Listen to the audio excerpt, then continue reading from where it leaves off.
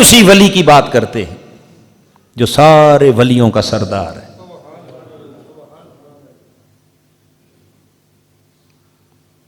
عبداللہ بن ہیبت اللہ یہ روایت کرتے ہیں بہجت الاسرار میں، فرماتے ہیں کہ بغداد کی سرزمین پر ہم جوانی کا زمانہ تھا اور اس وقت طلب علم کے لیے ہم سب اکٹھے ہوئے تھے. تو عبداللہ کہتے ہیں کہ میرے ایک بڑے خاص دوست تھے اور اس کا نام تھا ابن السقا. ہم دونوں کلاس میٹ تھے. ابن السقا بڑا ذہین فتین آدمی تھا اور اسے منطق اور فلسفے پر بڑی گرفت تھی. ایک دن ہمیں پتہ چلا کہ بغداد کے اندر کوئی ایک اللہ کا نیک بندہ رہتا ہے اور اسے لوگ وقت کا غوث کہتے تھے. کیا کہتے تھے؟ غوث کہتے تھے. اور وہ اللہ کا ولی، اس کے بارے میں مشہور تھا کہ جب چاہتا ہے وہ ظاہر ہو جاتا ہے اور جب چاہتا ہے لوگوں کی آنکھوں سے غائب ہو جاتا ہے. تو عبداللہ کہتے ہیں کہ ہم دونوں دوستوں نے پروگرام بنایا کہ چلیں ہم جا کر اس اللہ کے ولی کی زیارت کریں، ملاقات کریں. جب ہم چلنے کے لیے نکلے تو اسی بغداد شہر کے اندر عبد القادر جیلانی رضی اللہ تعالی عنہ، آپ کا بھی جوانی کا زمانہ تھا، آپ بھی اس وقت اسٹوڈنٹ لائف تھی، طالب علمی کا دور تھا، آپ بھی ہمارے ساتھ چل پڑے. انہوں نے کہا اچھا پھر مجھے بھی لے چلو اس اللہ کے نیک بندے کے پاس. کہتے ہیں ہم تینوں چل پڑے. سفر کرتے ہوئے جب راستے میں گئے تو ہمارا جو ہم میں سب سے وہ ذہین فتین دوست تھا ابن السقا، منطق اور فلسفے کا بڑا ماہر تھا. اس نے کہا کہ درویش سے ملنے تو ہم جا رہے ہیں مگر آج میں ان سے ایسا سوال کروں گا کہ جس کا وہ جواب نہیں دے سکیں گے،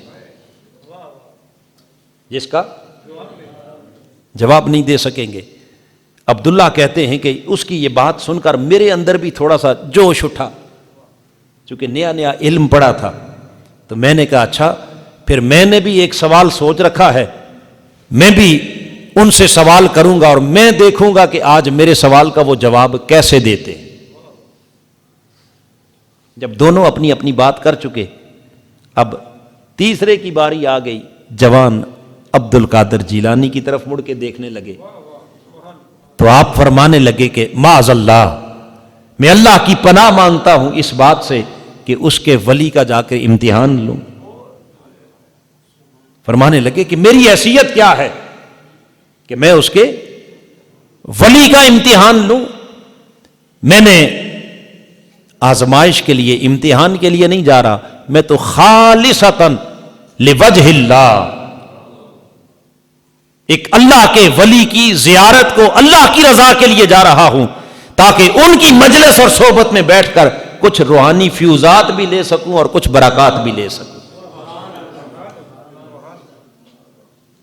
اب پڑھتے تو اسی بغداد میں ابن السقا بھی تھا اور وہیں عبداللہ بن ہیبت اللہ بھی تھا اور وہیں عبد القادر جیلانی بھی وہیں پڑھ رہے تھے. اور شاید قرآن کا، حدیث کا، فقہ کا، ادب کا، بلاغت کا علم شاید ان کے پاس ان سے زیادہ ہی ہوگا، کم تو نہیں تھا. مگر حاضرین محترم، یہ بات ہوتی ہے اپنے اپنے ظرف کی. اپنے اپنے تینوں چل پڑے. جب اس مقام پر پہنچے تو آگے وہ غوث اپنے مقام پر موجود نہیں تھے. تینوں جا کر بیٹھ گئے. تھوڑی دیر کے بعد عبداللہ کہتے ہیں کہ اچانک وہ ہستی نمودار ہو گئی، ہمارے سامنے آ کر جلوہ فرما ہو گئی. ہم جب ان کے قریب جا کر بیٹھے تو سب سے پہلے انہوں نے غضبناک آنکھوں کے ساتھ ابن السقا کی طرف دیکھا اور دیکھ کے کہنے لگے کہ ابن السقا، تجھے اپنی منطق اور فلسفے پر بڑا ناز ہے، تم یہ سوچ کے آئے ہو کہ مجھے سوال کر کے لاجواب کر دو گے. ابھی بولا کچھ نہیں، ابھی سوال کی نوبت پہلے بتا دیا کہ تم مجھ سے لاجواب کرنے آئے ہو. آپ نے اس کا سوال بھی بتا دیا اور اس سوال کا جواب بھی بتا دیا. فرمایا یہ ہے تمہارا سوال اور یہ لو اپنے سوال کا جواب. تمہارے اندر اتنا اناد، اتنا تکبر اور اتنی رونق بھری پڑی ہے کہ فرمانے لگے کہ اے ابن السقا، میں تیرے اندر کفر کی آگ بڑکتے ہوئے دیکھ رہا ہوں۔ پھر عبداللہ کی طرف متوجہ ہوئے اور کہنے لگے آپ بھی مجھ سے پوچھنے آئے تھے کہ میں دیکھوں گا کہ میرے سوال کا جواب کیا دیتے ہیں، کیسے دیتے ہیں۔ آپ نے اس کا سوال بھی سنا دیا اور ساتھ جواب بھی فرمایا، یہ ہے تمہارا سوال اور یہ ہے تمہارے سوال کا جواب۔ تم اپنے اس تکبر اور بے ادبی کی وجہ سے میں دیکھ رہا ہوں کہ تم کانوں کی لو تک اس دنیا کی دلدل میں دسے پڑے ہو۔ دونوں کو جواب دینے کے بعد پھر سیدنا عبد القادر جیلانی کی طرف متوجہ ہوئے اور عبداللہ کہتے ہیں کہ آپ بھی جوانی کی عمر میں تھے، طالب علم تھے، تو آپ نے عبد القادر جیلانی کو اس بزرگ نے اپنے پاس بلا لیا اور قریب بلا کر اپنے پاس بٹھا کر فرمانے لگے، عبد القادر جیلانی، آپ کے دل میں جو ادب تھا، جو عاجزی تھی، جو انکساری تھی، آپ نے اپنے علم پر ناز نہیں کیا، آپ نے اپنے علم پر فخر بولیے نہیں۔ جس عاجزی اور انکساری کے ساتھ اور جس منکسر المزاجی کے ساتھ آئے ہو، میں دیکھ رہا ہوں کہ یہی شہر بغداد ہوگا اور آپ منبر پر بیٹھے ہوں گے، آپ قدم رکھیں گے اور اس وقت کے سارے اولیاء آپ کے قدموں کے نیچے اپنی گردن جھکا دیں۔ آپ کا قدم اپنے وقت کے اولیاء کی گردنوں پر ہوگا۔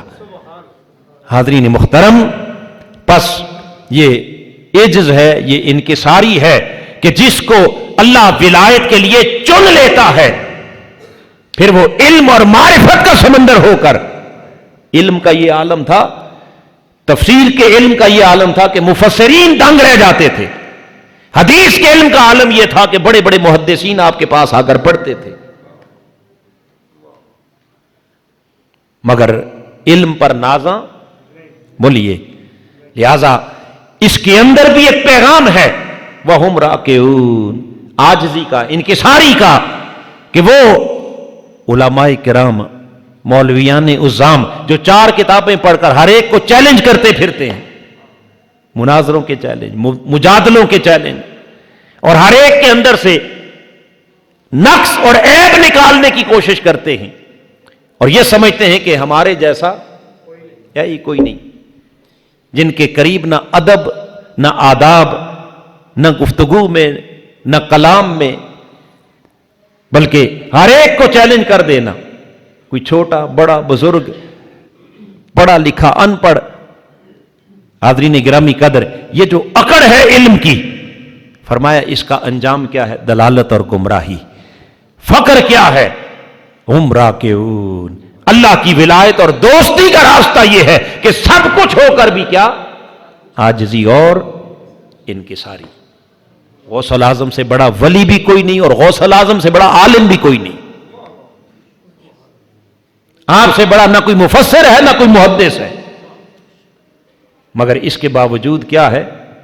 عجز۔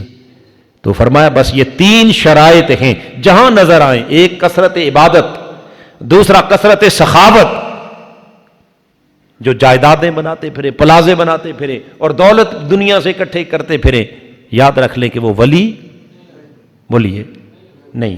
اور تیسرا عاجزی اور انکساری، جو ہر جگہ اکڑ کے بات کریں، کیا کریں بولیے، اور جن کے جملے بھی اکھڑے ہوئے ہوں، وہ اللہ کے ولی، تیری یوں کر دوں گا، یہ کر دوں گا، جن کی آنکھوں میں ہر وقت خون اترا ہوا ہو، جلال ہی جلال ہو۔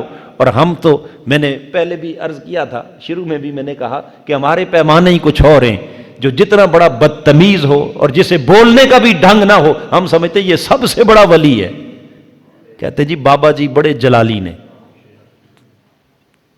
جو جتنی ننگی گالیاں نکھا لے وہ بابا جی سب سے بڑا جلالی ہے۔ اپنے ایمان سے بتائیں، یہی معیار ہم نے بنایا ہے، ڈر کے دبک کے بیٹھیں گے